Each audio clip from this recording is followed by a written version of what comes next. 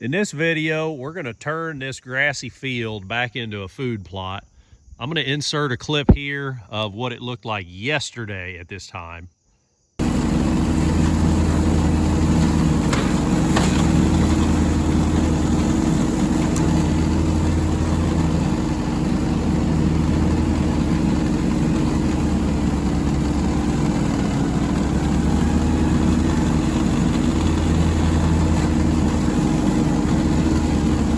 So that was me mowing it down. I had topped it in the springtime. We had a little bit of clover that was trying to persist that I planted last year at this time.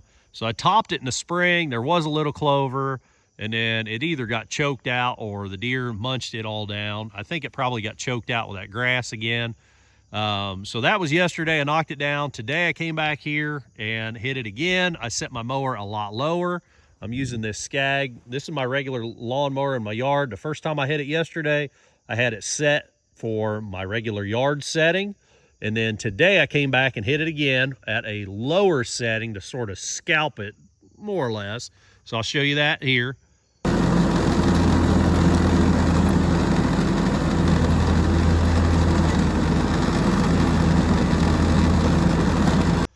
So that was hitting it the second time, and then after I hit it that second time, I ran around. I started in the center, and I just ran around and got bigger circles and sort of blowing everything out.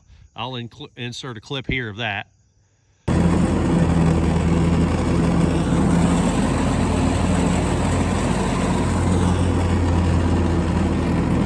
So I tried to blow as much as I could out, and you can see it looks like hay windrows laying up there on the edge. So whatever didn't get blown out, because a lot of it didn't get blown out, whatever is left out here has now been hit with a mower 3 times, and it's busted up into small enough particles where now I can run my tiller through here, and the tiller will do a good job now. If I would have tried to till just that tall grass, or even that sort of chopped up grass earlier today, that tiller would just get wound up with that stuff, and it's so frustrating. It's such a waste of time. So if you've got real tall stuff like that, if you can run a bush hog or your mower or something and get as much of the thatch away, that the tiller would do a much better job. So now it's getting pretty late. I'm gonna head on up, get a shower, get supper, probably come out here tomorrow, and we'll have the tiller on the tractor. We'll get this tilled up. I'll show you the seed we're gonna put down.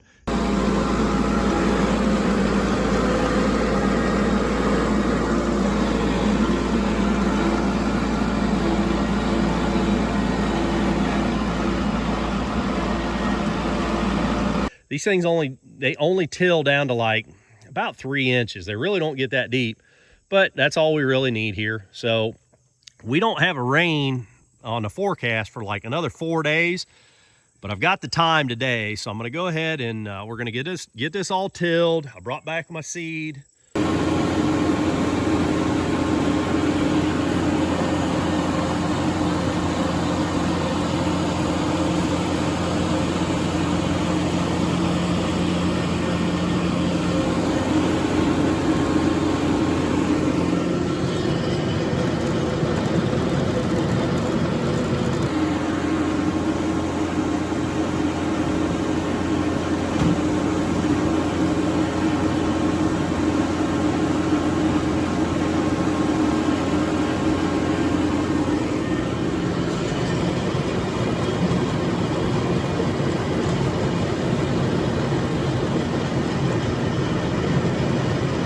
Well, there wasn't quite as much moisture in that ground as I was hoping there would be. That was a pretty dusty job.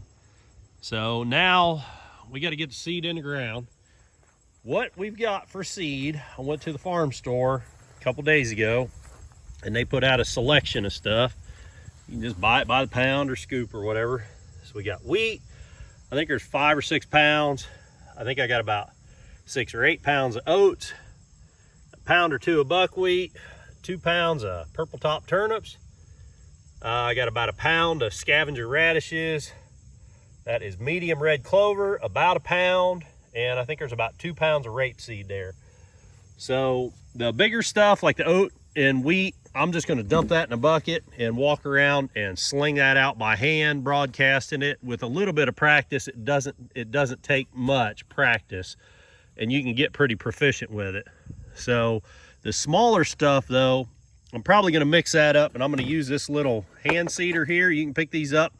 I don't know, I probably bought that at Walmart 15 or 20 years ago, and I have used that thing to seed acres and acres and acres of food plots like this.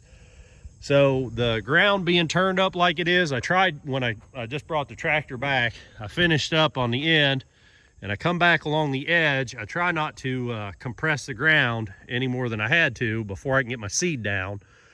So now, because the ground is nice and uniform and soft, I'll be able to see when I'm walking and spreading seed, I'll be able to see my tracks, because I'm gonna go up and down through here. You're better off to make multiple passes and get a light coverage on your seed. Say I got, the oats. Say when I'm spreading the oats, I think, well, I got this much oats. That'll make 2 passes. Well, go ahead and plan on making 4 light passes, and you'll be surprised sometimes at how heavy you're putting it on. You don't even realize it. So plan on making multiple light passes, and that way you get coverage on at least all of it gets a little coverage. Then if you get carried away and you sort of underestimated how much seed you had, or overestimated, at least you got a light coverage on everything. You don't dump all your oats out right here and think, oh crap, now I don't have enough to do any of this. So I'm gonna get busy with a bucket and my little spreader, and I probably won't get any footage of that because I'm gonna need 2 hands to do that stuff. Then we're gonna track it all in. After that, I'll show you how we do that. What's actually pretty important, why I'm gonna spread these one way and the other things the other way. I didn't mention it, but all these other little bags, the particle size on all these seeds, I've mixed them all up now. You got radishes, rape, turnip, clover, all that stuff in there together. And you can see that some of it is a little larger than the others, but if it were much different in size, like if we were to dump some wheat or oats in on top of there, the wheat and oats are much bigger than this. So the stuff will sort of segregate and spread differently the longer it sits in this bucket. You can imagine every little vibration. If you just sat here and shook this bucket for a while, you're going to shake all those little seeds down to the bottom. So as you're spreading out here, if you're just, not paying attention, you're going to spread, and when you start out, you're going to get, one thing, maybe larger particle size is going to be up there, and the smaller stuff is going to all end up down here, sort of. So again, it makes more sense to make lots of light passes, and if you're going to mix stuff up, make sure it stays mixed. Be constantly mixing it as you're spreading. Even when you're putting it in that spreader, it's a good idea to even mix it up every now and again. And then in the bucket here, make sure you're mixing it up and it stays a good homogeneous mix. Well, we got all our seeds spread, so now I'm back on the tractor, and the next step, it's going to seem silly, but this is sort of a critical step. We need to ensure that we've gotten good seed to soil contact. So right now, if you had a cultipacker, now's the time to get it out. You want to drive over it and smash the soil and seed together. Even if there's seed laying on top, you don't want it just laying on top. You figure that round ball, if it's just sitting on top, it's not coming in very much contact. Just the very bottom of it is in contact with the soil. So we need to run over it with something and smash that seed down into the soil so that it gets moisture. And most of it doesn't necessarily have to be covered up, but it does need to be smashed into the soil to get good contact so that it gets moisture so that it'll sprout. I don't have a cultipacker, and what I'm gonna do, I'm just gonna drive over it with a tractor. So right now, if you got kids wanting to be involved in this sort of stuff, right now is a great time to get them involved, because they could get out on a golf cart, side by side, ATV, whatever. Just get them out here, and it doesn't have to be a real heavy vehicle, as long as it's got a little weight. Golf carts actually work pretty good for this. I've used them a lot in the past. Just drive down, shift over one tire track, drive back. Shift over one tire track, drive down, and I'm not even gonna turn around at the end and drive back. I'm just gonna back up. So I'm gonna drive down, shift over, back up. Shift over, drive down, shift over, back up. It won't take long and we'll get this knocked right out. And again, it seems silly, but if you don't do this, your germination rates will suffer, sometimes dramatically.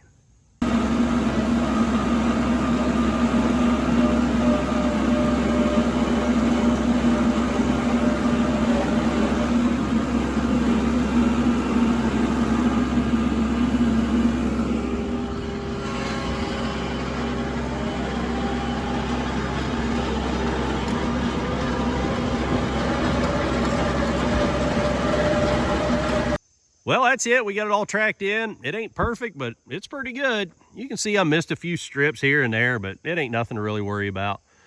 We got good seed to soil contact. I've been walking around here sort of looking and almost got down on my hands and knees, but some of them white ones you can see are coated. Those are smashed down in the dirt, so I feel pretty good about that. Overall, I feel really good about this. It doesn't have the moisture that I was hoping that it would have, just, you know, moisture in the dirt. But we get a little rain here in a few days, and this will pop right up. So I hope I gave you some ideas of what you could try if you're working on a little patch of dirt like I am. If you didn't do nothing but take a mower back, that's kind of why I took my mower back here. I could have put the bush hog on the tractor. It probably would have been a little bit quicker, but I thought I'd show you guys that you can do this even if you just had a lawnmower and you didn't till it. If you scalp it down, you could get some oats and some wheat to grow. All you do, scalp it, throw that wheat and oats down. As long as you're getting good moisture, that stuff will grow in the gravel. So maybe I gave you some ideas of what you could try. If you like this video, click the thumbs up button. If you want to see me working on all kinds of stuff, click subscribe. Till the next time, keep on tinkering.